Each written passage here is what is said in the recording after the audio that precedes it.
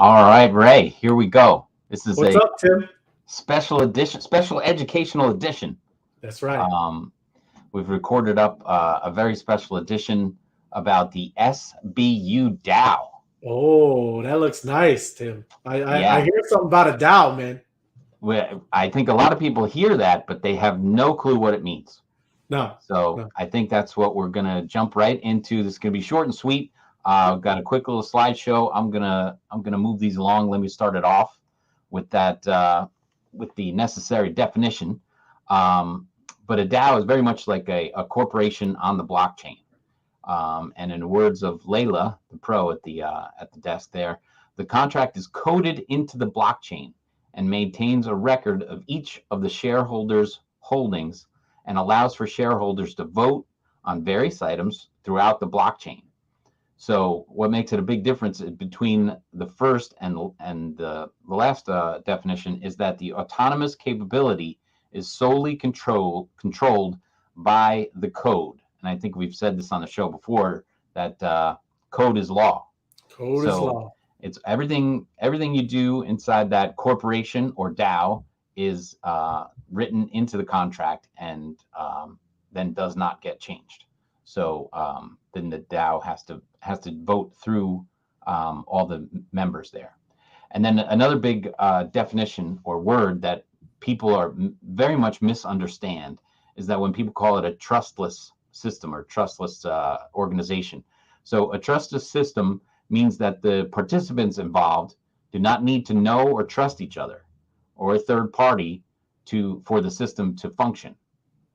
That means the blockchains don't actually eliminate trust. So there is, a minute amount of that going on. But what they do is they minimize the amount of trust required from any single actor inside the system. They do this by distributing the trust among different actors in the system via an economic game that incentivizes actors to cooperate with the rules defined by the protocol. So once the protocol is set up and every, let's say, B has their vote, then you don't have to trust anybody else to act accordingly. They either vote or they don't vote. And I think there's going to be rules about how that works inside the Bees DAO. But once that's set up, then if you either have the option to vote or not vote, and your decision triggers the action. And I think you're going to get into that. Well, and we're accountable to each other too, right? Right. That's another cool thing, Well, that's just it. You either vote or don't vote, and the decision will be made accordingly. So I'll let you go on with these. Next slide here. Yeah. No, because these are all, like you said, like buzzwords. That's what you hear it even too about the DAO. Trustless, decentralized decisions, right? It all falls in along the same thing what you're talking about, Tim. A DAO treasury can allocate funds to projects based on collective decision making, all in full transparency. Community members can propose solutions to data. It could be day-to-day work. It doesn't even have to be this big overarching proposal of, this is how we're going to change the code to do this. It could be making sure Tim and I keep doing videos every day. Tim's got to do his judge and jury thing every day. And the community and people who are also working alongside you, Tim, will keep each other accountable to that. So that day-to-day work continues on, and you can open it up to voting and reaching consensus for the whole community. Could they then vote to vote me off, cancel my show? I can get canceled. You can get canceled, but that's we'll go into even a little bit of numbers. Is it's not that easy either, right? Right. There has to be it's not even and listen, I'm not sure of all the exact numbers of what this is going to look like for bees, but it's not usually just a 50-50, right? There's usually a higher consensus to do something like that, because you don't want to just be, getting the whole tribe, getting all the pitchforks and torches after you, Tim, and then booting you off, man. But DAOs generate efficiency gains. Why this looks like it's going to be a better model is that it is removing the trust from organizations. That kind of slows down how companies work. We've seen a couple of different people that are in the corporate world in our group, and they've been doing things a completely different way, Tim. They got to go and get things approved, and it's going along down the line. And that's normal, how normally corporations run. Well, this is a little different. We get to make decisions, and it just moves on. So now organization members can work, plan, steer, vote, and use the product all without knowing or trusting each other or a trusted third party in the form of conventional company structure. In many cases, just as with parties, they you just popped it on me, man. I got there you go. to digital asset transactions on an exchange. The members of a DAO, they don't. You just said the same thing. We don't even have to know. And there's going to be more people as this starts, rolling out and people see what all this is about. We're going to get a whole influx of new people, Tim, and we're not going to even know them, right? But we're going to see them and be able to do things by their actions and that active participation that we've all been talking about. But go ahead. Well, and part of that, making a presentation or making those things available to the rest of the group when you make a proposal, then it might be one person or a small group of people saying, okay, we think this is a great idea for the DAO, the group, the corporation, whatever you want to, whatever we can call it right now, but it's a DAO. And when they make that proposal, then there's thousands more people inside the group that either voted yes or voted no, and you have to have certain amounts. But you don't have to know all these people, and it's all based on what kind of proposal they make, whether it gets voted up or down. So if it's not a good proposal, you're not going to get people to show up, or it'll just get voted down. And you'll get to know what they are, right, Tim? Imagine this guy's he's continuously successful. Hey, that's the guy. He comes up with great profitable projects or whatever it is, or just like he brings in a whole influx of new members. Whatever it may be, obviously you're going to start having a reputation, and people will also obviously bring that into account on voting for this stuff, right? Yes. Yeah. You ready for the governance part? Governance, yes. So Have at it. What is blockchain governance? Blockchain governance refers to the entire set of processes and rules enacted on the platform that regulate its core functionality, ownership, consensus, mechanisms, potential changes, and future direction. Even that one that probably might be a big, kind of like, what's consensus mechanism? What is that? Those are even actually what the code is when you're starting to, when something, I always use it because we're kind of, doing this with IFTT networks, Tim.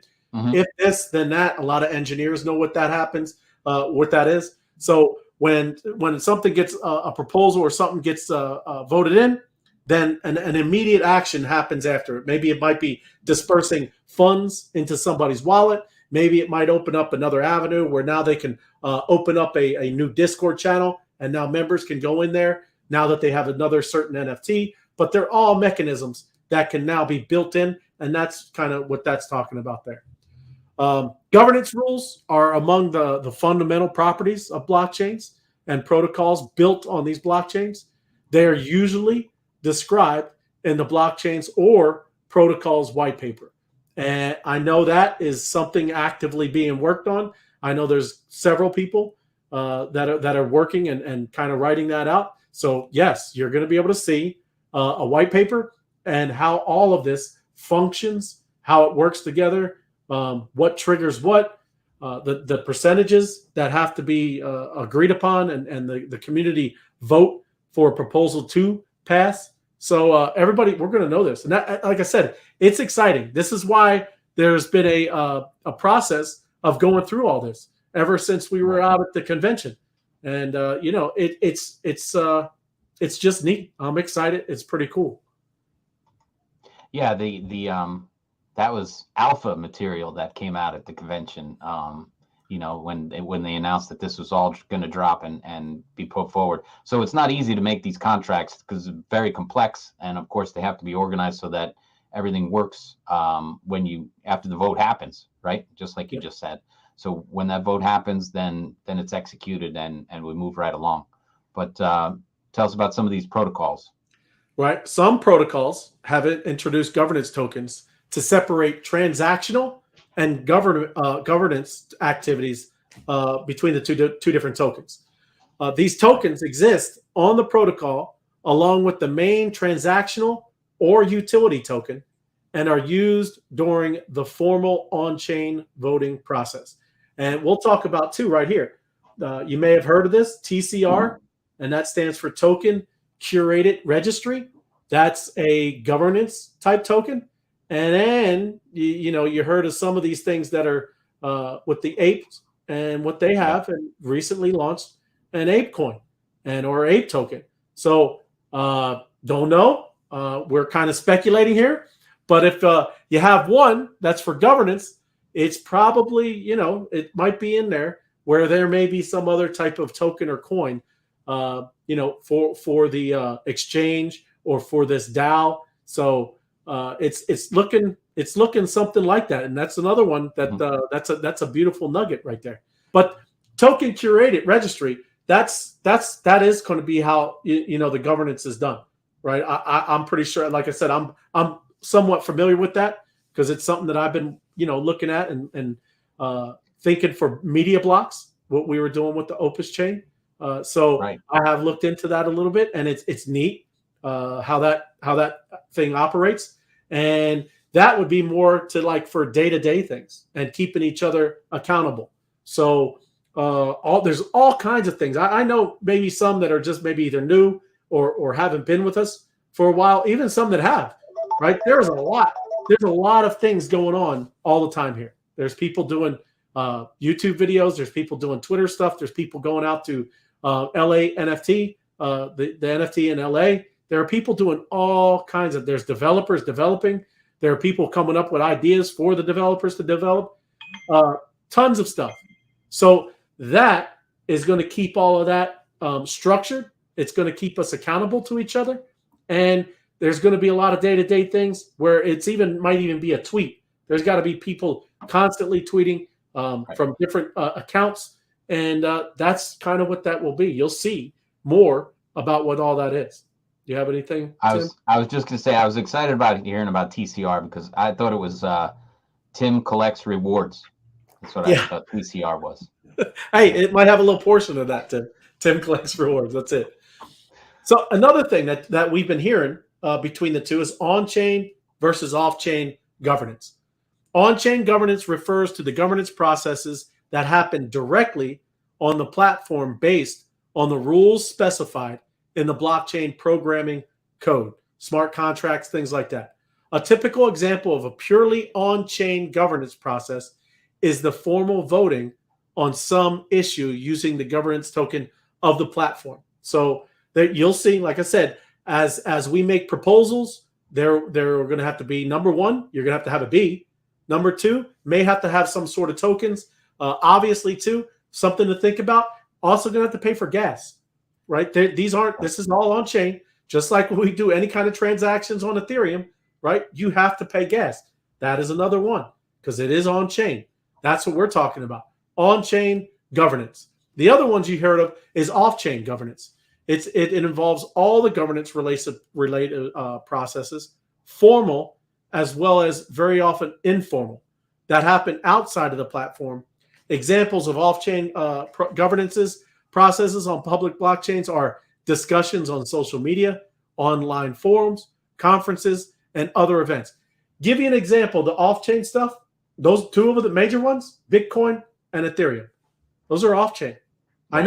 I know the Ethereum had started something called the DAO, but that kind of, that went another way. So they are off-chain. They have meetings just like boards and things like that come together, and they make decisions that way.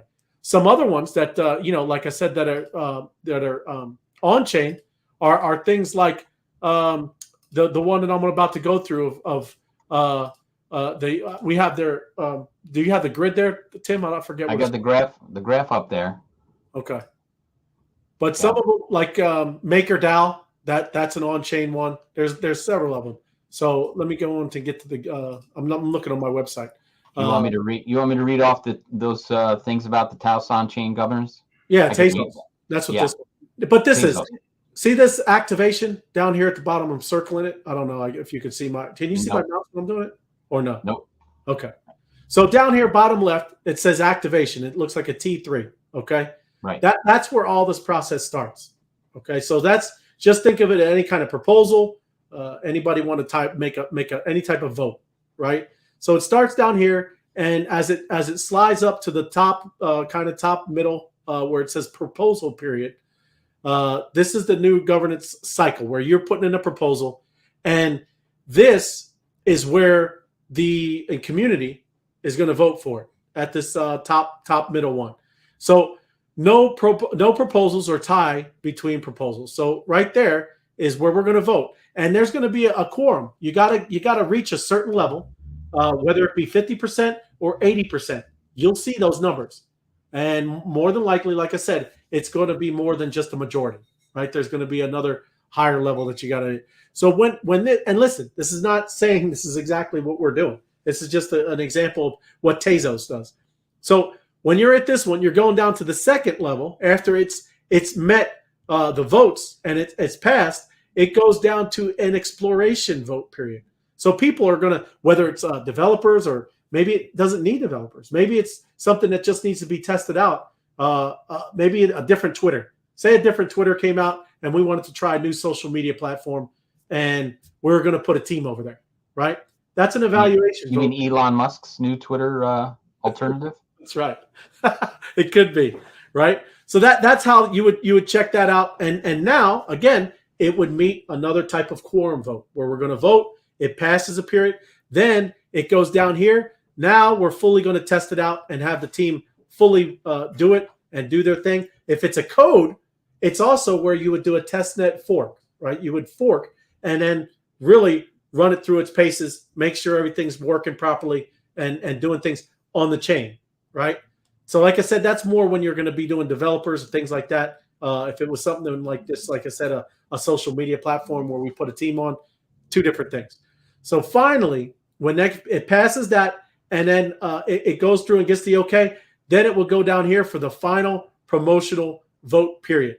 And that definitely would be more than a majority vote. Like say 70, 80% have to vote yay. Then it goes into activation. And now it's submitted. This is how these new type of corporations will run. And like I said, very cool. Now, say it doesn't. Say it fails. You could go right back to the very top and then pop right back in. I'm sure there's a time period where you have to wait. I don't know if it's a month, 3 months, 6 months, but there's a time period we'd have to wait, pay the gas again, and make it go back through, right? So yeah, that's kind of what we're looking at, and that's how DAOs are going to start operating. That's why this is all different than normal corporations and how normal business is run right now. So community, man. That's a beautiful thing. It is, and no hierarchy, Tim. No, we kind of talked about trustless. Don't have to wait. Don't need anybody's single permission. Don't have to have Ray or Tim sign off and now disperse the funds. It's all built into the smart contracts. When the vote has been met and the numbers are there, then the proposal goes through and money is dispersed or projects start spinning up, and it just happens. So very, very unique, very different, man. So every bee matters, and then of course, your influence. If you have more than one bee, a dozen bees, 2 dozen bees, whatever it is, I mean that gives you a little bit of voting power. But we've got a big group of bees, so you just have to get them to show up and vote for the proposals you're most interested in. I guess we're going to have our own form of lobbying going on. That's right. Trying to get to know the other influential bees that are out there. We're going to have to turn political, Tim. We got. No, I didn't want to say that, but we can lobby for different projects. That's right. That's right. Nobody likes the P word. Yeah. Well, it's life anyway. People do. No, it happens, but at the end of the day, it's every vote counts, and it's set in place. And so when the votes, this voting machine is on the blockchain, and should be a good example for people to use in other places. It should. It should. And that's like I said, it's kind of what all this is all about, man. Right. This is a very microcosm of hopefully this could be something much, much bigger, Tim. And I mean, that's, you're talking about cities and even, bigger, huge corporations now. Like Yeah. we know that some are spinning down from corporations, closing it up and then wanting to spin it back up over here. That is pretty, into a DAO. Exactly. Very cool, man. Yeah. That's good stuff. And I'm sure there'll be more. This is just our first foray into a little bit of an educational segment. So I guess we'll be spitting out more of these on Be Social TV, the new and improved Be Social TV. Oh yeah. So very exciting stuff. More to come and more proposals, which is going to be really the fun part. It is. I'm pumped, man. And plus, obviously, we're doing this too because Tim and we're going to be heading down to Miami. Those IRL events. IRL. That's right. In real life for John Santisi, who needs translation. Even too, Will sent out one that's coming into Atlanta, my neck of the woods. I'm excited about that. So yeah, we got all these kind of rolling out, and plus this is this is huge, man. Having this turn into a DAO, you see what it did for the apes. You see a lot of other ones. There's another one to maybe look up, Nouns NFT. If you want to kind of have another you can look at their white paper, see what they're doing. Very cool. There's a lot of people trying to do this, but this very different, really pure. It's completely on chain, completely transparent. Decentralized decision making. It's really cool to see. Let's see how this works. There's no hierarchy, man. Nobody know the boss. I like. I'll just add streamlined into the whole operation. You make a proposal, and whatever happens. The vote happens, and it's execution. So the streamlinedness of this event is the best part about it. So we're gonna have fun with it. It's gonna be exciting, and we're taking all the best parts of the ones that you mentioned there, Nouns and the ape one, and it's just going to be incredibly powerful for the bees when we come together and start working together. And then it's going to happen faster and faster because people are going to want to see what proposals are coming and vote on them and get on to the next one, make it happen. So that's efficiency, Tim. I mean, it's going to be like, and you're not working for anybody. You're working for yourself. And as we grow, as you make this DAO explode and do what it's supposed to do, and all these projects start rolling out of here, whatever those tokens are, or the TCR, all of it, it's a neat way to think of how this is. We want to grow this, and you ever been in a job and you have some coworkers and they're like, you see them just kind of doing nothing, and this is another thing that will change that. So I'm excited. I worked for a big company, an internship when I was back in college, and somebody had a term. It's an in-house day off. What does that mean? Because I'm not doing anything today. It's like, oh, okay. Yeah. So I'm an intern trying to hustle, making it. Not today, Tim. I get an in-house day off going on. Yeah. So sit around and not do anything. We can't let that happen. Right. Even things. I mean, you could be really, working hard, but it might not be working. It might not be producing, and that's all right. We redirect. Right. We'll redirect, get it back dialed into somewhere else that is going to produce. It's very, like I said, very exciting times to be seeing how things can kind of operate and people working together in a whole new manner, a whole new way. So, excellent. All right, we'll leave it right there. I guess I'll see you in Miami. Yes, sir. It'll be a couple days. All right. Warm. We'll see you then. Yeah, warm. I love it. All right. See you there.